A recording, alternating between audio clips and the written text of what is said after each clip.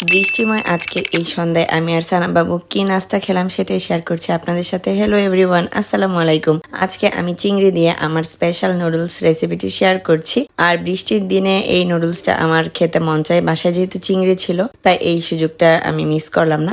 চিংড়ির খোসা ছাড়িয়ে নিয়েছি আর একটা আলু কুচি করে দিচ্ছি বাবুর জন্য, কারণ সেও আমার সাথে নুডলস খাবে আর তাকে আলুটাই আমি বেশি খাওয়াবো। নুডলসটা ঝাল হয়ে গেলে আলুটা ওকে ধুয়ে তারপর আমি দিয়ে দিই। এখন আমি আদা রসুন পেস্ট দিয়ে নিচ্ছি। চিংড়ি আর আলুটাকে প্রথমে ভেজে নিচ্ছি, এরপর সাথে লবণও দিয়ে দিয়েছি। আর বাবু তো আমাকে সাহায্য করছিল, মানে রান্নার সময় সে রান্নাঘরেই থাকে। এরপর আমি কেটে রাখা পেঁয়াজ, শুকনা মরিচ এবং মশলা, টমেটো সস, রসুন কুচি এগুলো দিয়ে দিচ্ছি। ওগুলো কষিয়ে তারপর আমি ডিম দিয়ে দিলাম। এখন আমি নুডলসটা দিয়ে তারপর ম্যাজিক মশলা আর নুডলসের মশলা দিয়েছি আর এটাকে আমি উল্টে পাল্টে উঠিয়ে নিয়েছি। খুবই লোভনীয় হয়েছিল আর খেতে অসম্ভব মজা হয়। আপনারা আমার এই রেসিপিটি ট্রাই করতে পারেন।